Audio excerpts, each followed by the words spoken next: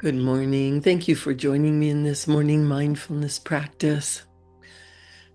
I'm going to continue talking about gratitude this morning.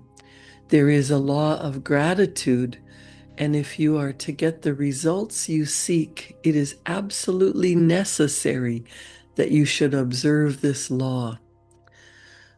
In The Science of Getting Rich, Wallace D. Wattles writes, "The law of gratitude is the natural principle that action and reaction are always equal and in opposite directions. The grateful outreaching of your mind in thankful praise to the Supreme Power is a liberation or expenditure of force. It cannot fail to reach that to which it is addressed. And as a result, God responds with an instantaneous movement toward you." It just takes quieting your mind, closing out other distractions, and spending a few moments in quiet solitude, praying and listening to the Word of God. Not just talking and asking and giving praise, but also listening with your heart. That means being still, not multitasking, not saying rote prayers over and over and over and over again, but just being still. Draw nigh unto God, and he will draw nigh unto you is a statement of psychological truth. And if your gratitude is strong and constant, the reaction in the formless substance will be strong and continuous. The movement of the things you want will always be toward you. Notice the grateful attitude that Jesus took, how he always seems to be saying, "I thank thee, Father, that thou hearest me." You cannot exercise much power without gratitude, because it is gratitude that keeps you connected with power, with Source, with the God of your higher understanding. Neville Goddard writes, "But the value of gratitude does not consist solely in getting more blessings in the future. Without gratitude, you cannot help from being displeased with things as they are. The moment you permit your mind to dwell with displeasure upon things as they are, you begin to lose ground. When you fix attention on the calm and the poor, the squalid and the mean, your mind takes the form of these things. You will then transmit these forms or mental images to the formless, and thus the calm and the poor, the squalid and the mean will come to you. To permit your mind to dwell upon the inferior is to become inferior and to surround yourself with inferior things. On the other hand, to fix your attention on the best is to surround yourself with the best and to become the best. The creative power within us makes us into the image of that to which we give our attention. Where are you placing your attention? If you continue to place your attention on what's going on around you that you don't want, you continue to activate that, to give power to it, to bring attention to it, to activate more of what you don't want. This can be the most challenging thing to practice when things are not going well, to turn your back on what's not going well and to imagine how you want it to be, to focus your attention on what you really want. It takes practice.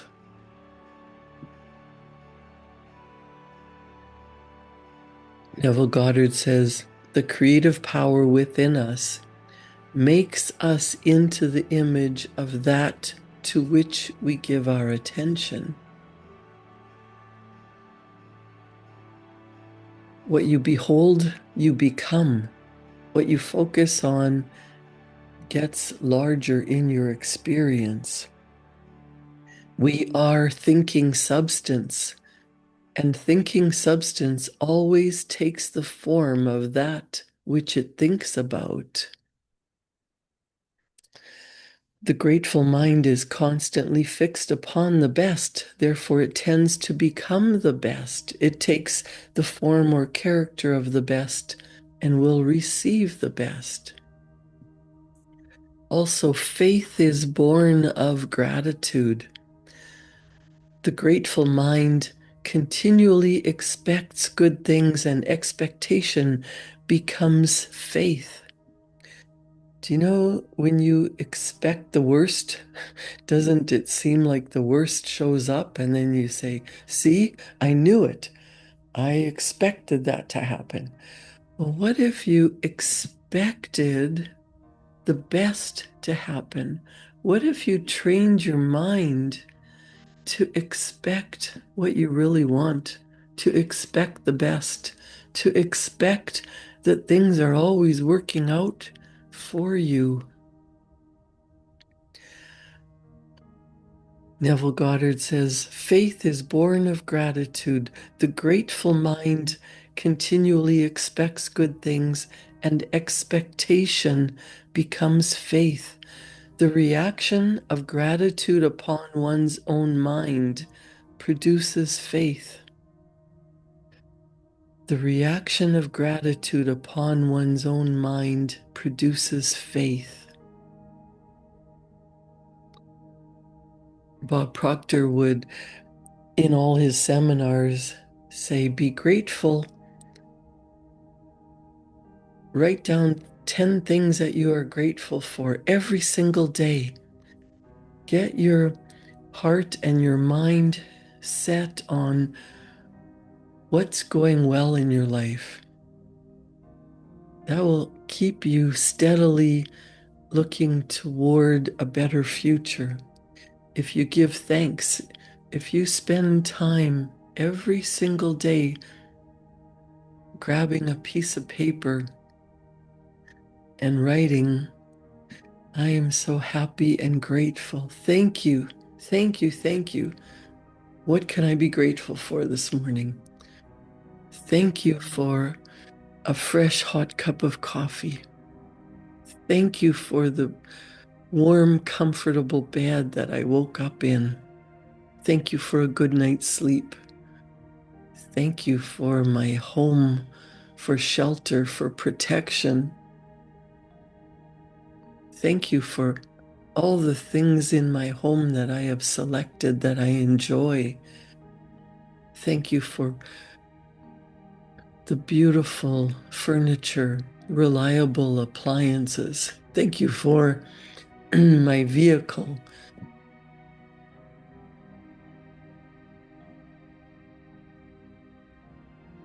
Thank you for the money to put gas in my vehicle to drive where I want to go today. If you write down 10 things that you're grateful for every day, you train yourself to look for things to be grateful for. And Bob Proctor would say, when you get really good at this, being grateful, now you can begin to be grateful for the things that are not going well, the challenges, the difficulties, the circumstances that you don't want, because those things have strengthened you. They've tempered your resolve. They've allowed you to become more patient. They've caused you to grow and change and become the person that you are. And the challenges that you've overcome are the things that have strengthened you for what's yet to come. Have faith that what you are going through is for your good. You might be in a season of despair or grief or frustration, but know that this too shall pass.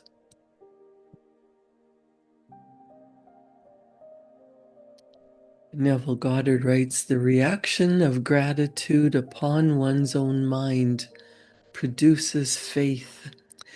Every outgoing wave of grateful thanksgiving increases faith. The person who has no feeling of gratitude cannot long retain a living faith. Without faith, you cannot get rich by the creative method. And without gratitude, you will lose what you already have. It is necessary to cultivate the habit of being grateful for every good thing that comes to you, to give thanks continuously. And because all things have contributed to your advancement, you should include all things in your gratitude. Do not waste time thinking about or talking about the shortcomings or wrong actions of plutocrats or trust magnates. Their organization of the world has made your opportunity. All that you have received really has come to you because of them. Do not rage against corrupt politicians. If it were not for politicians, we should fall into anarchy, and your opportunity would be greatly lessened. Neville Goddard suggests God has worked a long time and very patiently to bring us to where we are in industry and government, and he is going right on with his work. I believe that he will do away with plutocrats, trust magnates, captains of industry, and politicians as soon as they can be spared. But in the meantime, they are very necessary. Remember that they are helping to arrange the lines of transmission along which your riches will come to you. Be grateful to them. This will bring you into a harmonious relationship with the good in everything, and the good in everything will move toward you. Now, remember, yesterday I talked about the story of the man who formed a mental image of the home that he wanted to live in. And first, he only asked for a good quality rug for the best room in the house he was renting. But after he focused his attention and spent time in his imagination, having a vision of what he truly desired, and then he ended up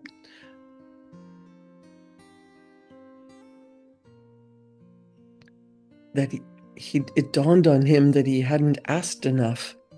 And he went through the house and he planned all the improvements. He mentally added a bay window and a room. And he, in his imagination, completed in his mind what his ideal home would look like. And then he planned the furnishings that he wanted. Holding the whole picture in his mind, he began living in a certain way, giving thanks and moving toward what he wanted.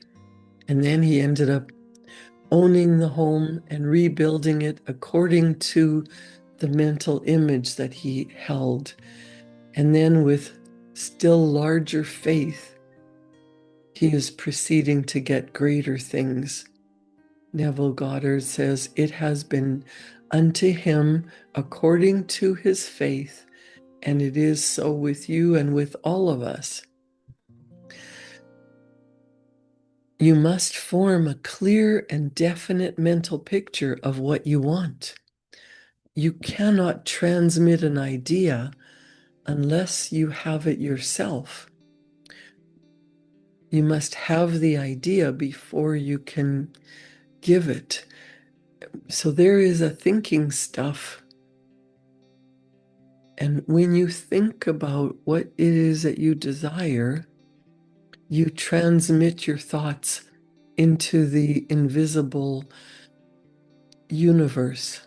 And when you give thanks for what you want in advance, things start to flow to you, sometimes inexplicably, unexplainably, like magic, coincidentally, serendipitously. Things move into place to fulfill your vision.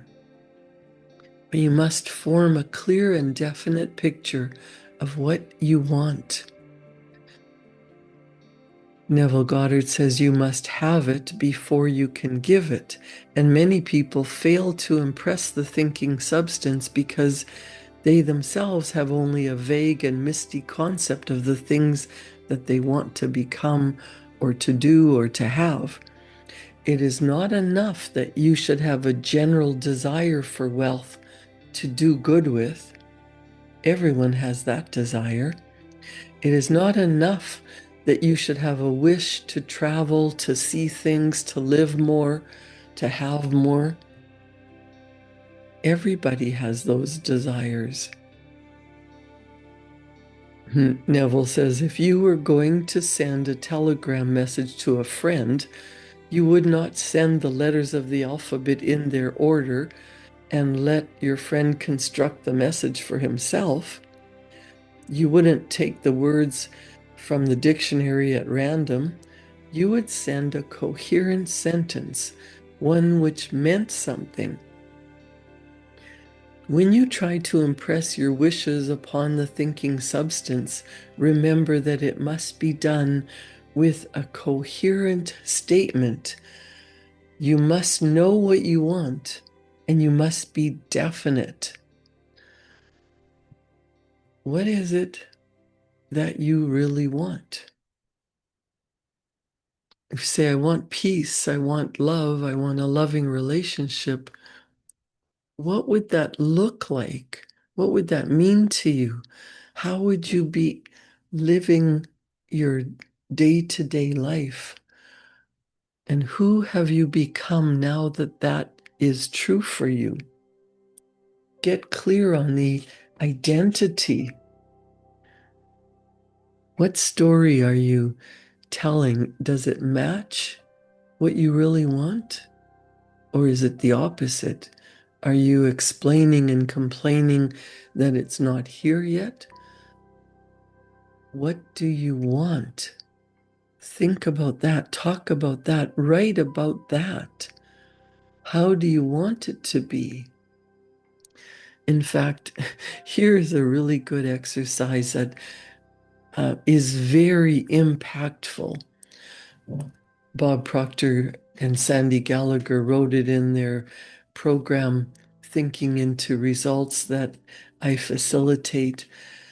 And one of the most powerful exercises that you can do is to take a sheet of paper and think about something that is not going well in your life.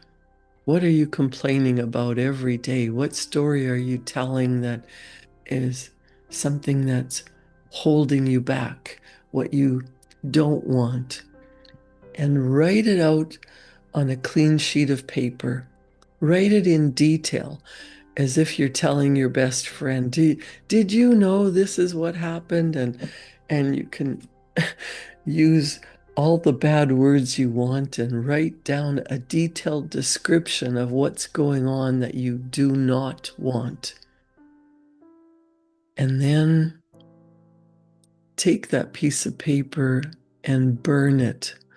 Literally burn it in a fireplace, a fire pit, light it on fire in your kitchen sink where you can put it out, or outside on the cement where you can stamp it out. If you don't want to burn it, or if there's a fire ban in your area, shred it, rip it up, look at it and say, I am releasing this. I am letting it go. This is what I no longer want. Make it like a ceremony. As you're releasing it, literally let go of the energy. Now, this is just psychologically, you're letting it go. It's not necessarily going to completely change your life. But then take another clean sheet of paper and write a detailed description of the results that you do want. What is it that you truly desire? If the circumstance was going the way you wanted it to go, you have a loving relationship, you've restored a relationship that is meaningful to you. The money that you require has already been deposited into your bank and you're using it to pay for the trip of a lifetime or the charity that you want to help or the family that you're helping. Whatever is in your heart, imagine that it's already true and you're giving thanks for it. How grateful would you be if your dream has come true? What you truly desire, what you wish for, what you want with all your heart. It's here now. Write a letter of gratitude, a thank you card, a detailed description of the results that you do want. And then totally relax because you want to reprogram your subconscious mind. And your subconscious mind is totally deductive. That means it has no ability to reject. It will accept whatever you impress upon it as reality, whether it is imagined or real. So take that sheet of paper that you wrote out in detail exactly what you want. Sit quietly. Visualize a funnel of lavender energy flowing into the crown of your head. You might imagine it circulating through your head and down into every area of your entire body. You are so grateful. Life is working out in your favor. You're imagining that everything has worked out. You are so grateful you might have tears of joy.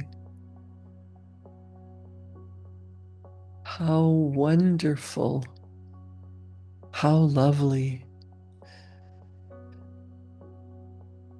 As this energy freely flows to and through you, circulating into every molecule of your being, let your body become very light.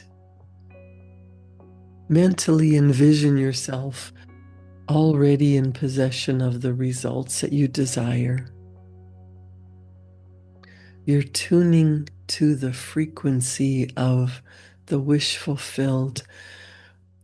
You're matching the spirit of God, of all the good that you desire.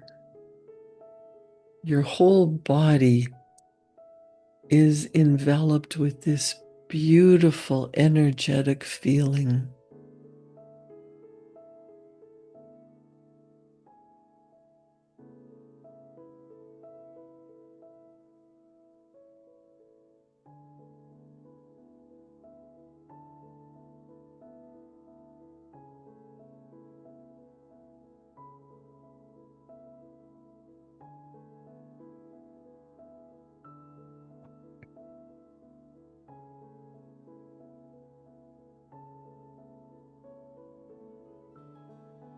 Enjoy the image. Feel the presence of it. Feel as if you're already there. You already have your deepest desire. You're enjoying it on the spiritual plane, in your imagination, in your heart, in every cell of your being. And as you feel this energy flowing, it's flowing to and through you. And as you see clearly yourself in the image of what you desire, it's here, it's now. You're telepathically sending out this image into the universe, and you are magnetically, electromagnetically attracting to you everything necessary to fulfill that picture.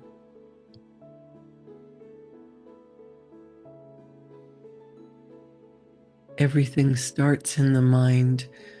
As you imagine what it is you truly desire, as you give thanks for it already here, it is done.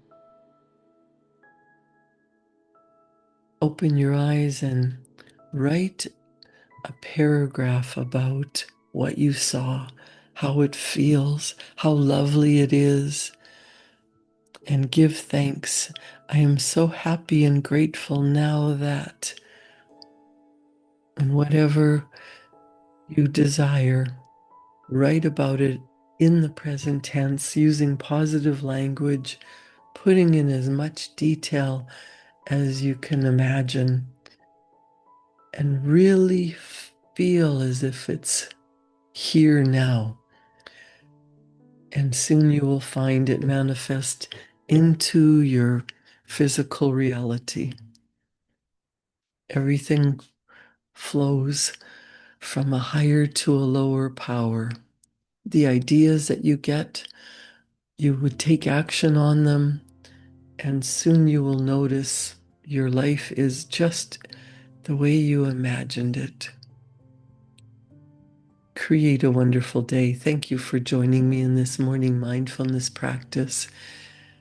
Enjoy your day. Give thanks for everything. And I'll see you back here tomorrow morning at 7. Thank you.